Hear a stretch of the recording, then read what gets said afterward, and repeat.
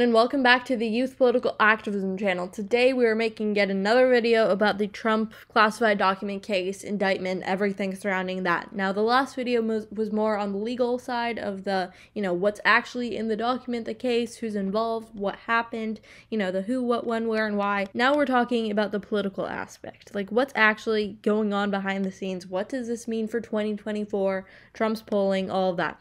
So looking at the actual polls, so the indictment was released on June 8th. So if we look, go to June 8th, a surge in about like 1.6, 1.8 points for Trump's campaign. And obviously he also got a lot of money for it immediately. I think like around $2 million at least. And then we see a dip. But then, going back, returning to somewhat those pre-indictment numbers. So an immediate surge and then a gradual dip. But we also see that, DeSantis isn't doing that great either. He's really taken the fall over, since the indictment. And then the only thing that we see that's, possibly good for our democracy is Pence. He's kind of gone up in recent days.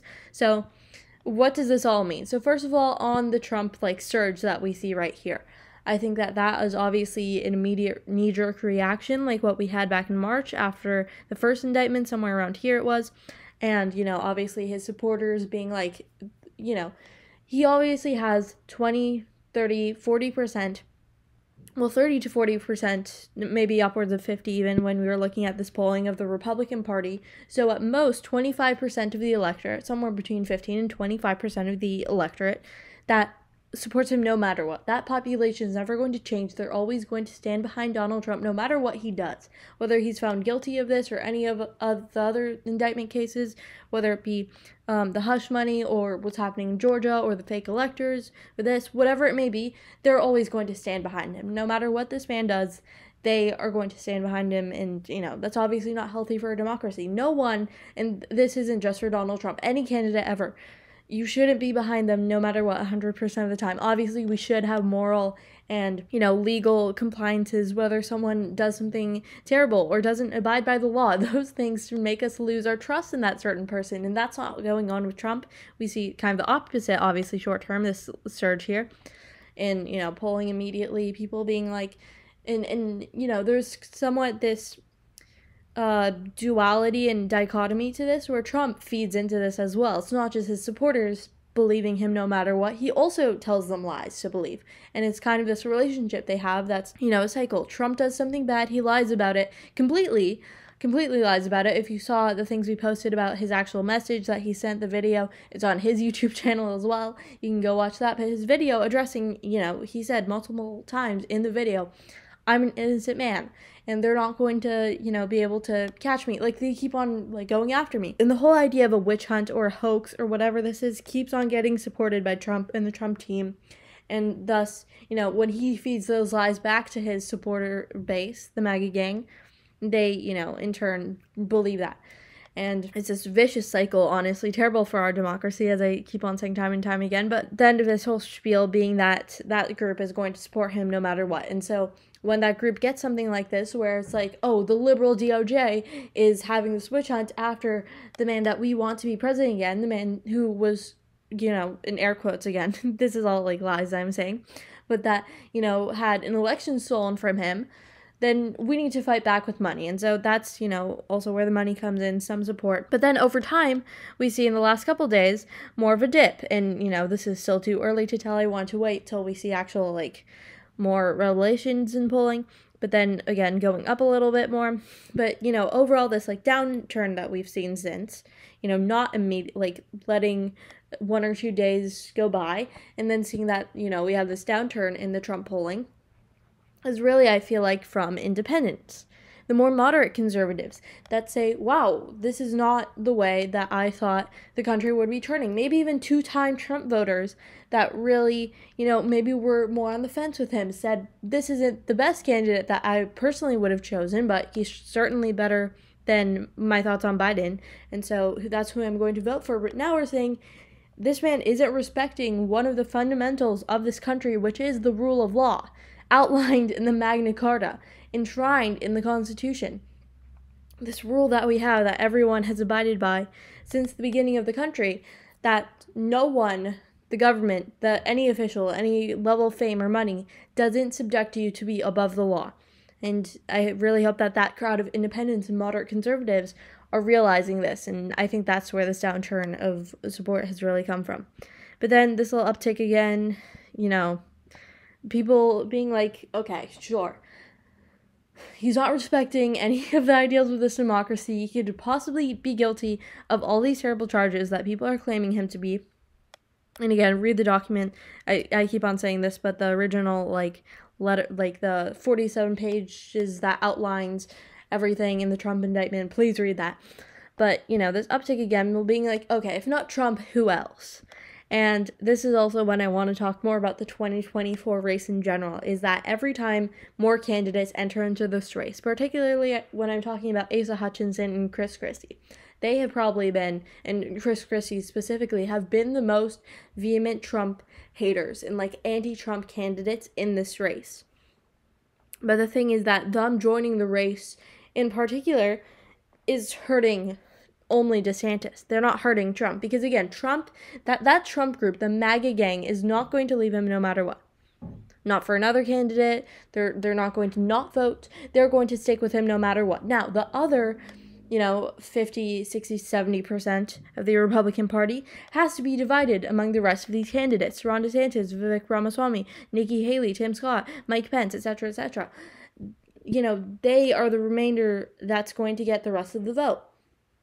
And so when you keep on adding more and more candidates into the field, you're lessening what each of them are going to get, which, we saw that in 2016 and 2020 with the Democrats. That's what's going to happen as more and more join in. And I don't think at this point that many more candidates are joining into the race.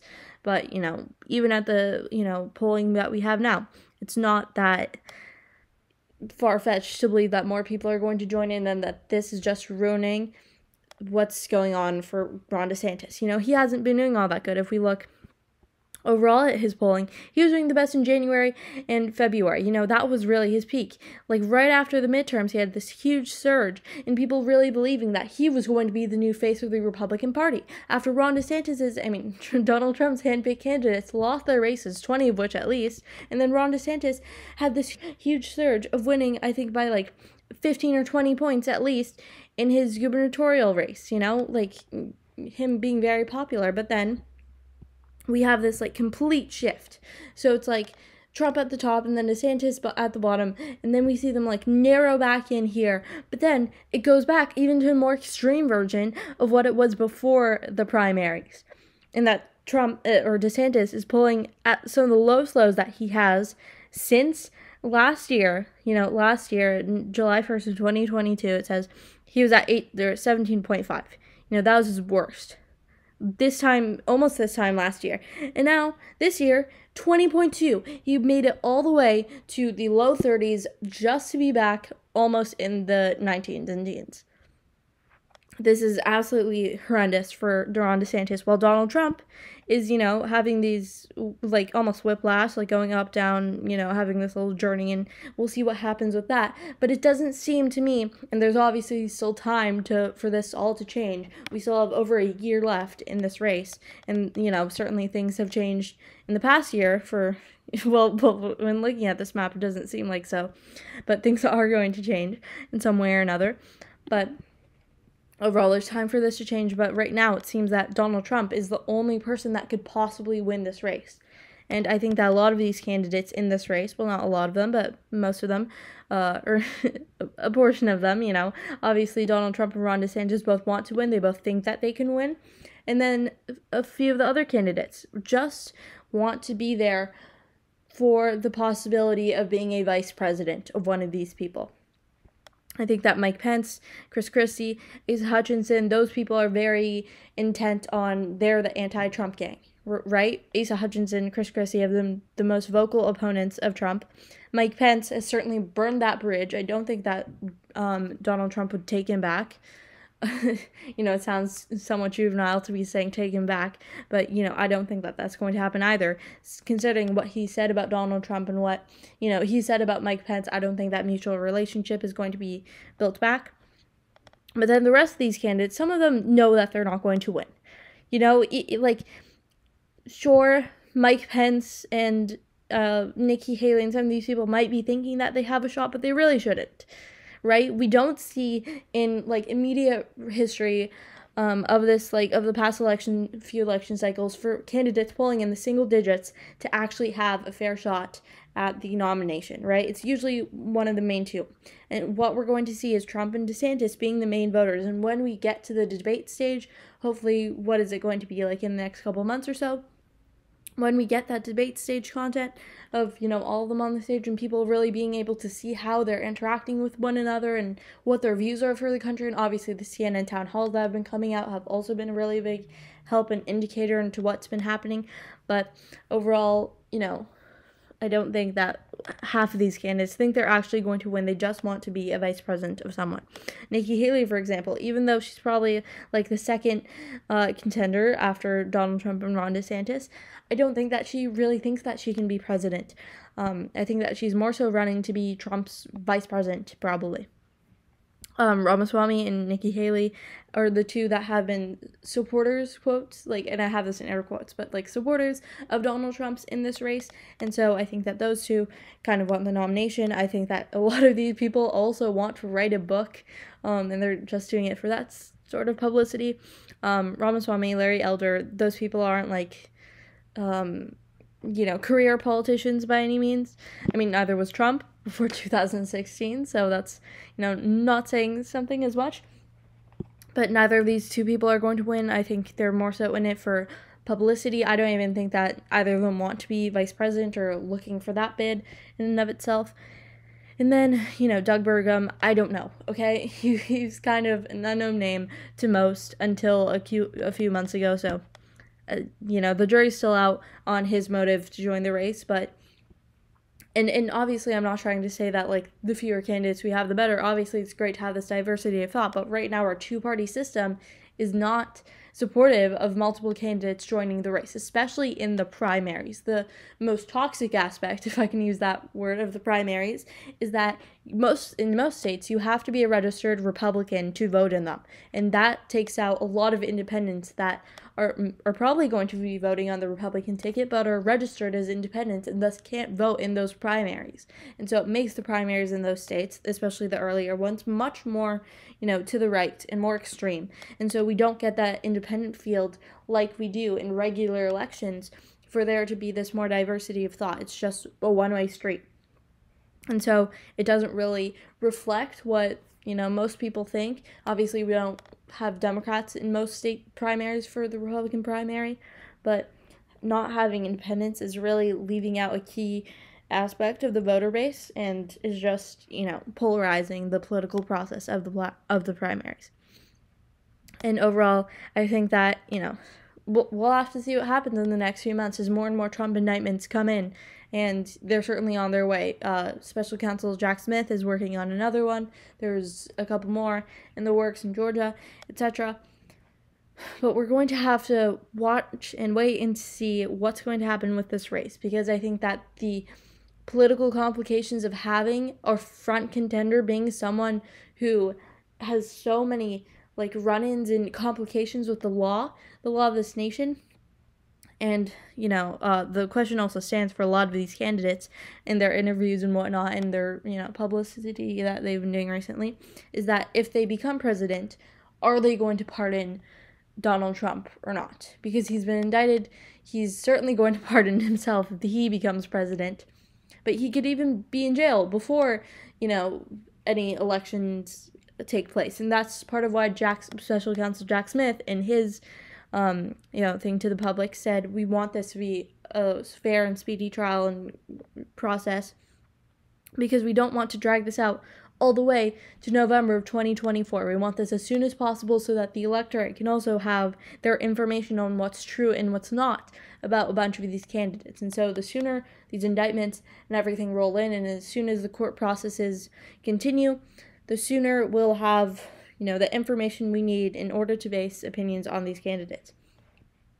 And then Trump, he could be behind bars before the election, which would certainly be interesting, because again, at most 25% of the electorate voting for someone who's currently in prison, that's certainly something, and I'm not sure if I want to see it. It would certainly be entertaining to have one of our, leading public figures, maybe of the world even, probably of the world, not even of the United States, but of the world, be behind bars and have such, like, extreme and serious support.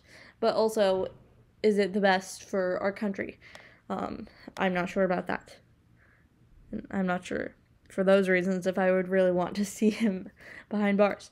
But, the law is going to do what the law is going to do, and we'll have to see about that.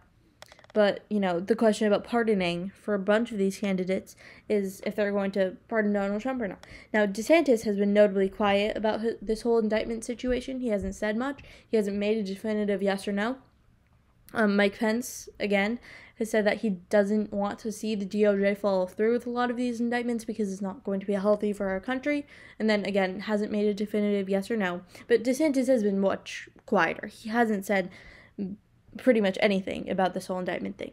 And then Nikki Haley and Vivek Ramaswamy, like, all of the candidates have said and put forth, even if they support Donald Trump or not, but, like, that they hold the rule of law near and dear to them. It's very important, law, the judicial process, etc., etc. But very few of them are saying that they're actively going to persecute and make sure that Donald Trump, if he is found guilty, does not get a pardon and that serves his time. I think the closest that we're going to get to that is going to be Asa Hutchinson and Chris Christie, and the rest of the candidates aren't going to, want to persecute that, Donald Trump, because of also the complications that has on the electorate. Because if you go after Trump, then you're, in your re-election cycle, if you were to win, you're not going to have the best support. So this has been YPAC. Thank you for watching, and I hope to see you guys next time.